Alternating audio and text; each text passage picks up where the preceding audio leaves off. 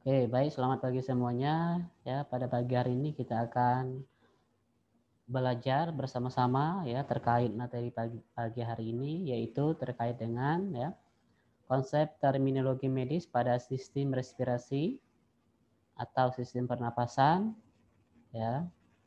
Jadi kita akan mempelajari ya terkait dengan ya terminologi medis pada respirasi ataupun pernapasan ya. Baik ya, untuk mempersingkat waktu ya, maka kita akan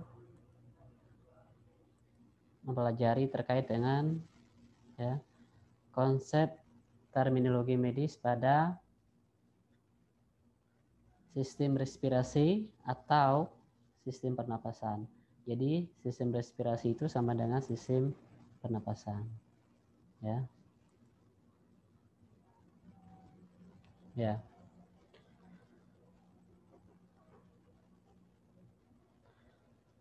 Sebelum ya melanjutkan materi lebih lanjut lagi ya, maka kita akan ya memahami konsep terminologi medis. Pada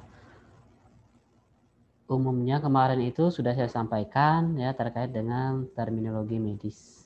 Ya, jadi hari ini ya kita akan mengulang kembali dan saya akan mengingatkan kembali kepada teman-teman semuanya. Baik, yang pertama yang dimaksud dengan terminologi medis itu adalah ilmu yang mempelajari tentang istilah-istilah dalam medis. Ya.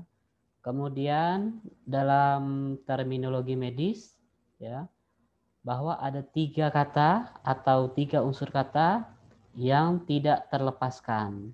Yang pertama adalah prefix ataupun awalan ya, kemudian yang kedua itu adalah root atau akar kata ya, ataupun kata dasar ya. Kemudian yang ketiga adalah suffix atau kata akhiran.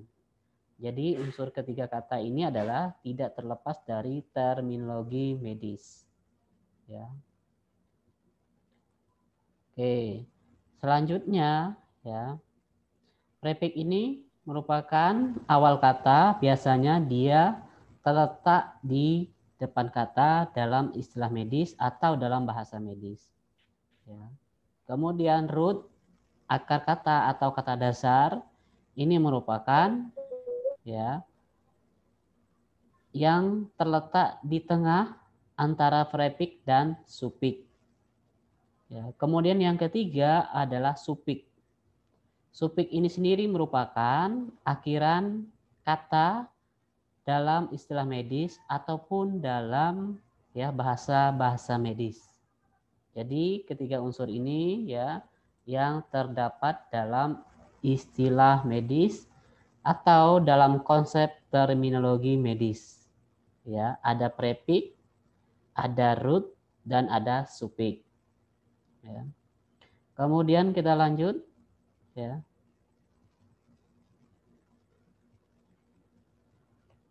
Nah, ya, ini merupakan struktur dan organ pernapasan. Ya, supaya materi berikutnya lebih kita pahami, maka terlebih dahulu kita akan mempelajari atau memahami terkait dengan struktur dan organ pernapasan. Ya.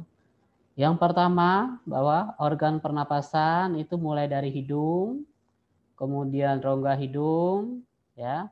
Kemudian nanti dia masuk ke paring, ya. Kemudian nanti dia melewati epiglotis, ya. Kemudian masuk ke laring, ya. Laring atau pita suara, ya. Kemudian nanti dia masuk ke trakea, ini trakea ya. Kemudian nanti dia masuk ke bronkus. Ya, bronkus ini ada 2, kiri dan kanan. Ya, karena paru-paru kita ada 2 bagian ya, pada bagian kiri dan bagian kanan.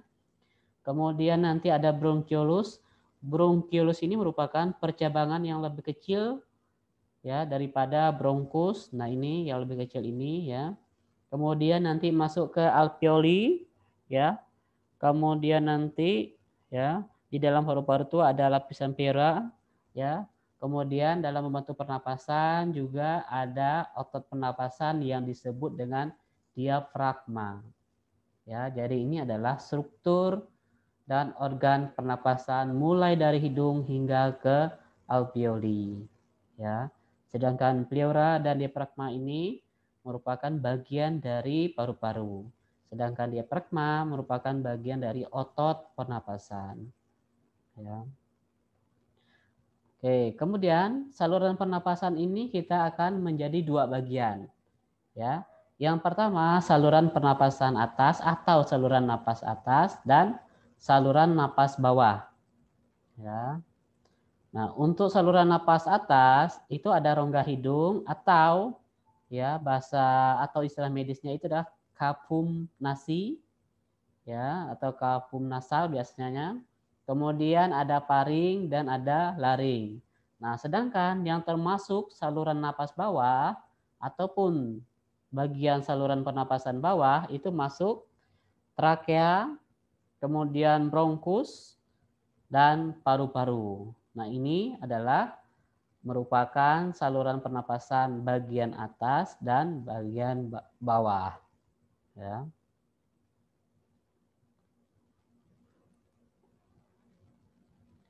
Oke, kemudian ya kita akan mengetahui ini ada merupakan satu video terkait dengan proses pernapasan. Mari kita simak secara bersama-sama.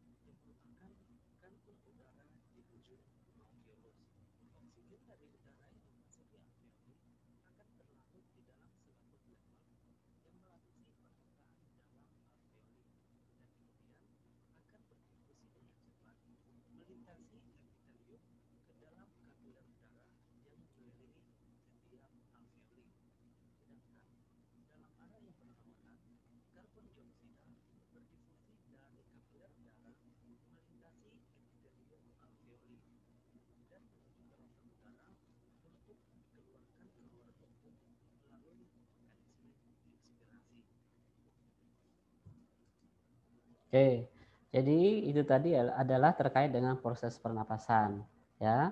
Oke, kita lanjut saja ya. Yang pertama ya, bahwa kata alveol atau alveolus ya merupakan bagian dari kata terkait dengan respirasi ataupun sistem pernapasan, ya. Kemudian ada bronko atau bronki ya. Itu juga terkait dengan bronkus ya pada saluran pernapasan bawah. Kemudian ada bronkioli atau bronkiolus, kemudian ada laring, kemudian ada kata peren yang artinya diafragma, kemudian ada kata pleu ya, plur ya yang artinya pluro. Kemudian ada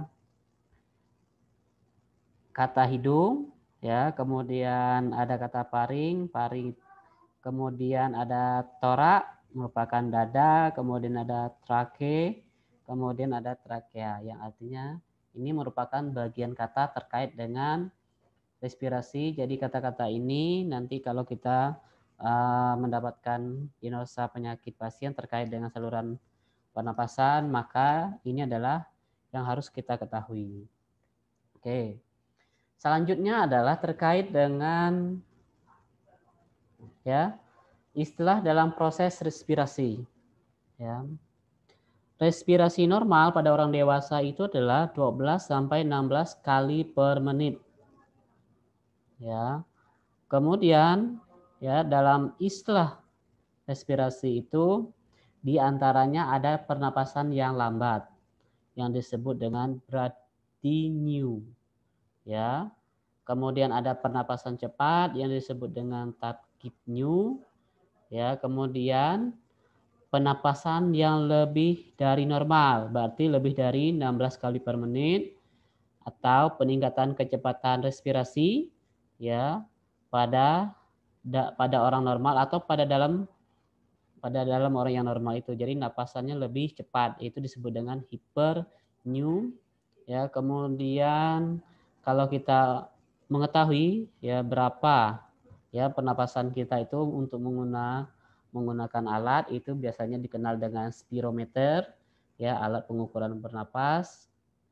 Kemudian napasnya kurang dari normal atau kekurangan oksigen biasanya disebut dengan hipoksia ya. Kemudian tidak ada oksigen ya, oksigennya tidak ada itu disebut dengan anoksia ya, an itu tidak ada.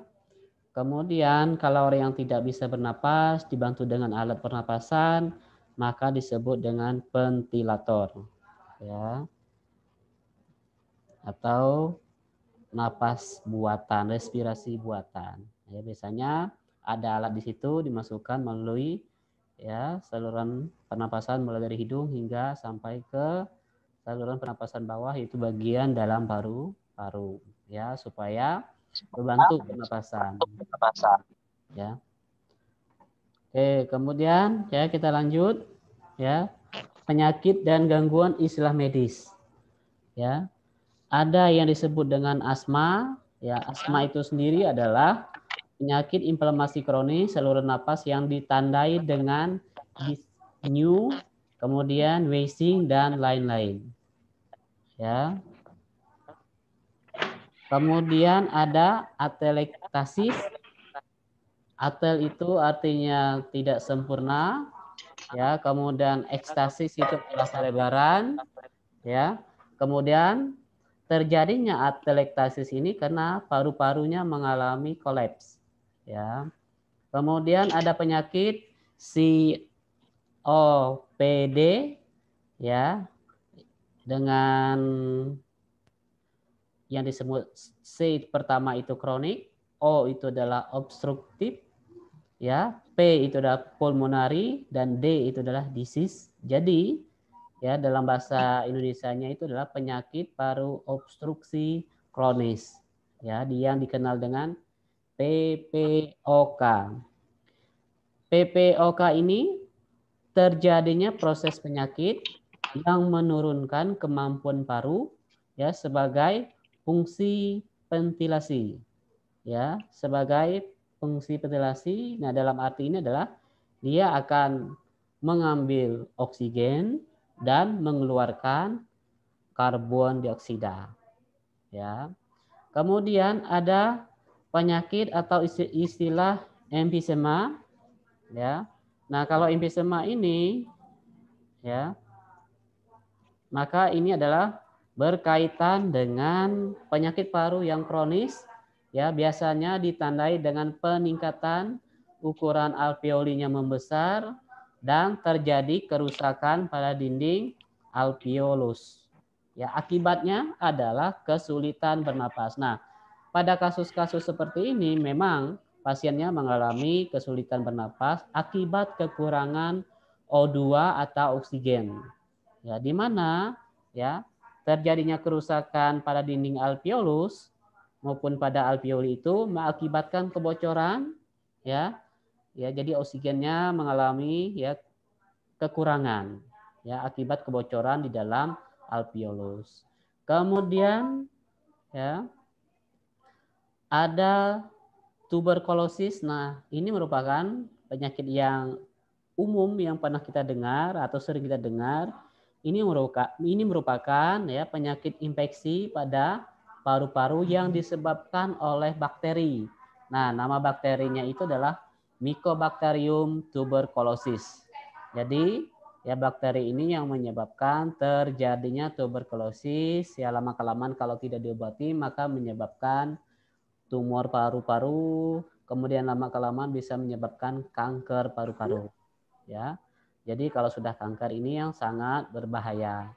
Oleh sebab itu terkait dengan penyakit, gangguan dan istilah medis ini harus kita kuasai supaya kita dapat mengedukasikan kepada masyarakat yang membutuhkan terkait dengan informasi kesehatan, ya. Oke, kita lanjut, ya. Ini adalah penyakit, ya, gangguan dan istilah medis selanjutnya terkait dengan abses paru. Ya. Abses paru ini sendiri ya merupakan suatu kavitas dalam jaringan paru yang berisi material purulens yang berisi sel radang akibat proses nekrotik parenkim paru oleh proses infeksi. Nah, abses paru ini terjadinya penumpukan purulen atau cairan yang berisi ya ada di situ campuran baik itu bakteri yang bisa berkembang biak ya karena proses infeksi. Nah, infeksi ini bisa diakibatkan oleh bakteri ya. Kemudian selanjutnya ada istilah hematemesis. Hematemesis ini adalah muntah darah ya. Kemudian ini juga bisa berhubungan dengan saluran pernapasan kalau terjadinya ya adanya penyakit pada paru-paru ya biasanya ada yang muntah darah karena paru-parunya mengalami infeksi ya.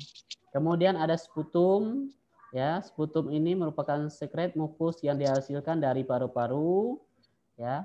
Sputum yang dikeluarkan melalui saluran pernapasan. Kemudian ada tindakan bronkoskopi ya. Broskopi ini adalah tindakan medis yang bertujuan untuk melakukan visualisasi trakea dan bronkus ya melalui bronkoskop ya.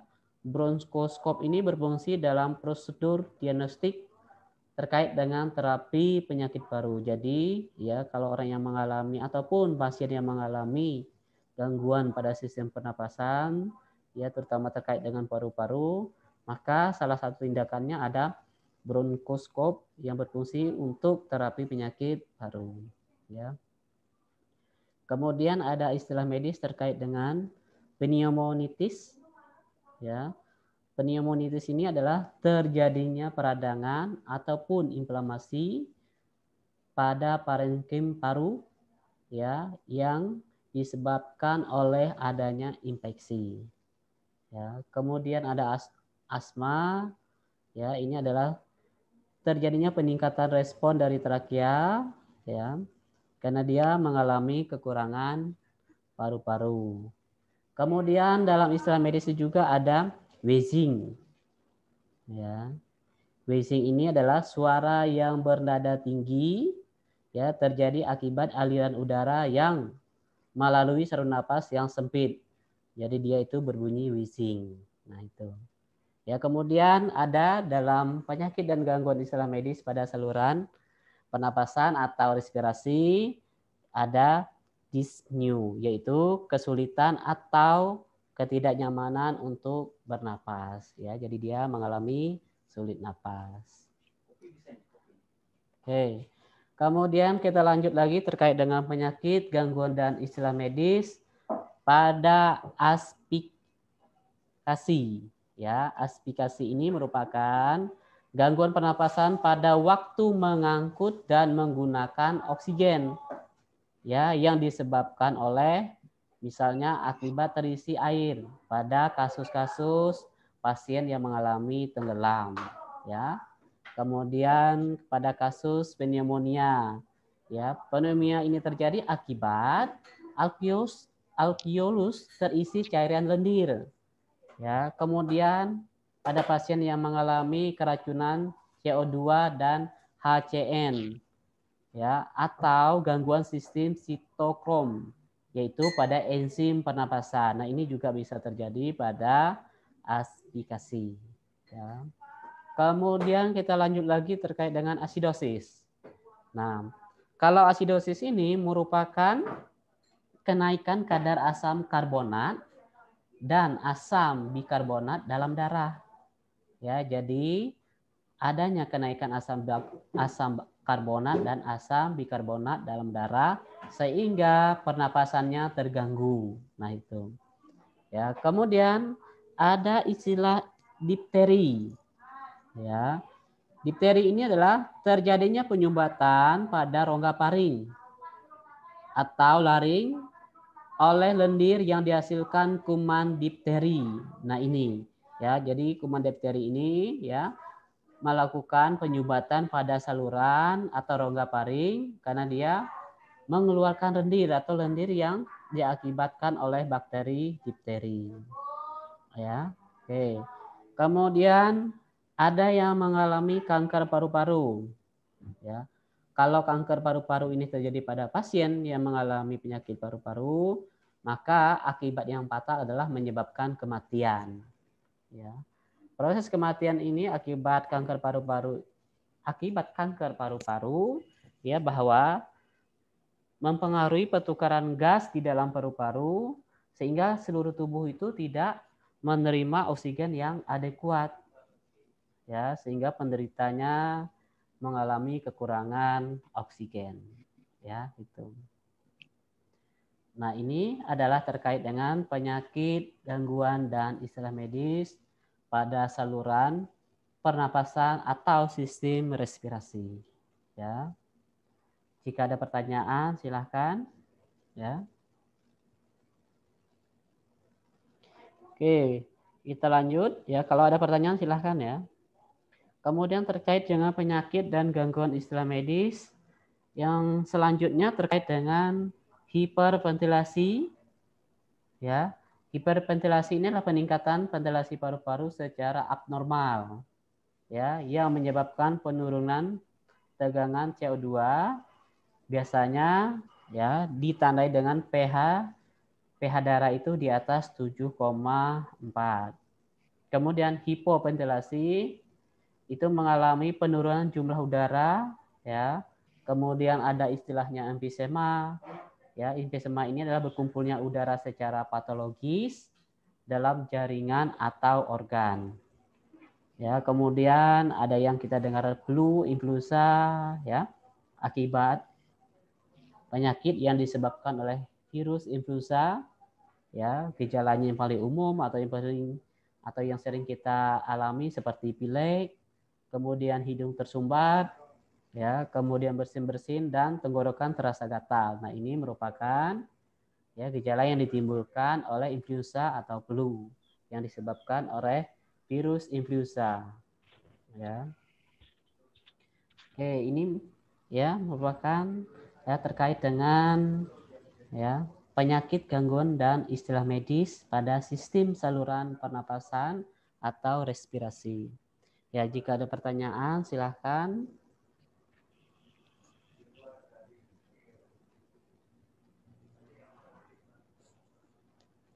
Kalau ada yang bertanya silahkan.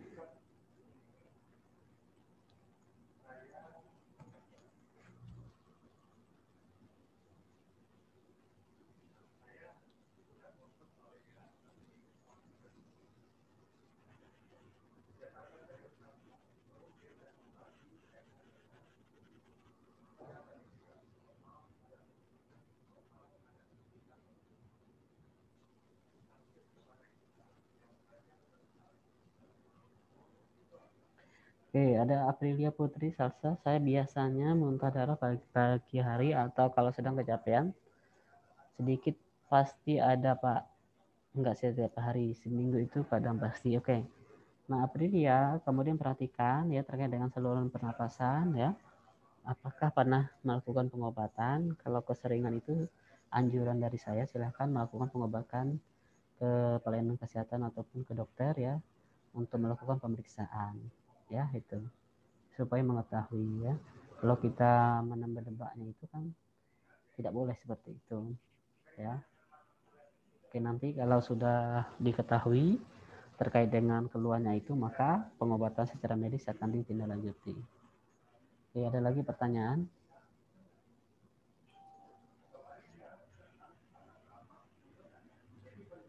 Kalau ada lagi pertanyaan silakan.